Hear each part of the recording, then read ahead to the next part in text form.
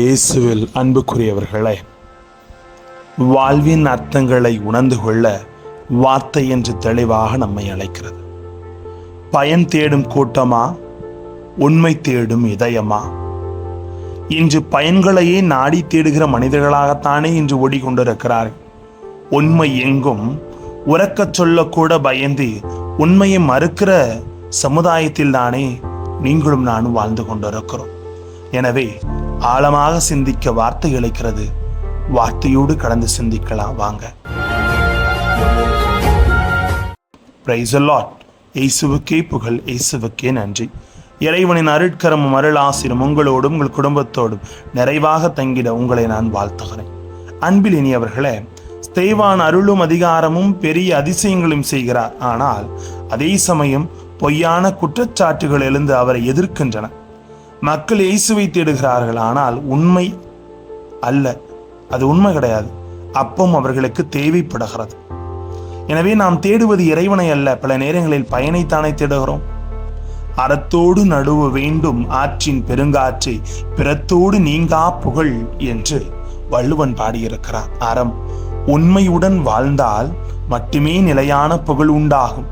இதற்கு ஸ்தேவான் சாட்சி. ஆகவே நாம் வேலை செய்கிறோமா அல்லது வாழ்க்கையின் அர்த்தத்தை தேடி கொண்டிருக்கிறோமா?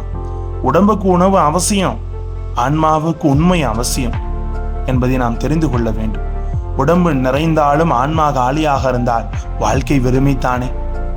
எனவே அந்த வாழ்வின் வெறுமைகளில் வெறும் அப்பம் வயிற்றை நிரப்பும், ஆனால் உண்மை வாழ்க்கையை நிரப்புகிறது என்பதை இன்றைய வார்த்தைகள் நமக்கு தெளிவுபடுத்துகிறது.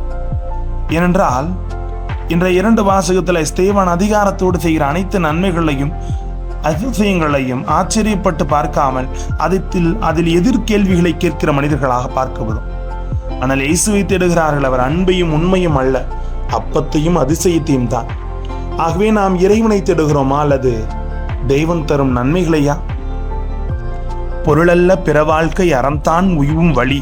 அதாவது வெளிப்புற நன்மைகள் தற்காலிகம், அறம் உண்மை மட்டுமே நிலையானது என்பதை உறுதிப்படுத்துகிறது என்ற வார்த்தைகள். இன்றைய நவீன வாழ்க்கையில் நாம் பல விஷயங்களை தேடுகிறோம். பணம், பதவி, புகழ், பாதுகாப்பு. ஆனால் உண்மையான மகிழ்ச்சி இவற்றில் இல்லை. ஸ்தேவான் போல உண்மையில் நிலைத்திருப்பது தான் உண்மையான வெற்றி. உண்மையில் நிலைத்திருப்பது தான் உண்மையான வெற்றி. Even when it's cost something, எதையாவது ஒன்று இழக்கணும் உண்மைக்காக அப்படின்னா தைரியமாக இழக்கணும் என்பதை தெளிவுபடுத்துகிறது. கெட்டு போகும் உணவிற்காக அல்ல, நிலையான வாழ்வுக்காக உழையுங்கள். இது ஒரு ஆன்மீக மாற்றத்தின் அழைப்பு. வாழ்க்கையை வெறும் தேவைகளை சுற்றி அல்ல, அர்த்தம் சுற்றி நமது வாழ்க்கையை கட்டி எழுப்ப வேண்டும் அன்பாண்டவர். அறம் வாழும் இடம் தான் ஆனந்தம் வாழும் இடம் என்று இலக்கியம் சொல்லுகிறது. உண்மையில்லாத வெற்றி உள்ளம் நிரம்பாது. ஒரு நிகழ்ச்சி எனக்கு ஞாபகத்துக்கு வருதுங்க. ஒரு மனிதன் தினமும் கடற்கரைக்கு சென்று மணலை சேகரித்தான். ஆண்டுகள் கழிந்து பார்த்தபோது அவன் கையில் மணல் இருந்தது, ஆனால் வாழ்க்கையின் அர்த்தம் இல்லை. அப்படியே நாமும் பலவற்றை சேகரிக்கிறோம், ஆனால் உண்மையை இழந்தால் எல்லாம் வெறுமைத்தான். அன்பார்ந்தவர்களே, இன்று நாம் ஒரு கேள்வி கேட்போமா? நான் பயனை தேடுகிறவனா இல்லை உண்மையை தேடுகிற இதயமா? ஆதாயத்தை எதிர்பார்த்து தானுங்க இன்னைக்கு உறவுகளே முன் வருகிறாங்க. அப்பம் தேடும் கூட்டம் பலர், ஆனால் உண்மையை தேடும் இதயம் சிலர் என்பதை இன்று நமக்கு வார்த்தை உணர்த்து காட்டுகிறோம். வெறும் ஆதாயத்துக்காக, தேவைக்காக பழகிற மனிதனாக இருந்தோம் என்றால் வாழ்க்கை இழக்கிற தருவாய் உருவாகிவிடும். எனவே நாம் அந்த மக்களை போல அப்பத்தை தேடி விடுகிற மக்களாக இல்லாமல் உண்மைக்கு உரமூட்டி, சேவான் எந்த சூழ்நிலையிலும் உண்மை விட்டு விலகாமல் உறுதியாக இருந்தது போல நாமும் உண்மைக்கு உரமூட்டி உண்மை உள்ள மனிதர்களாக வாழ்வோம். அதற்காகவே நாம் அழைக்கப்பட்டிருக்கிறோம். மறந்து விடாதீர்கள். ஜெபிப்போமா.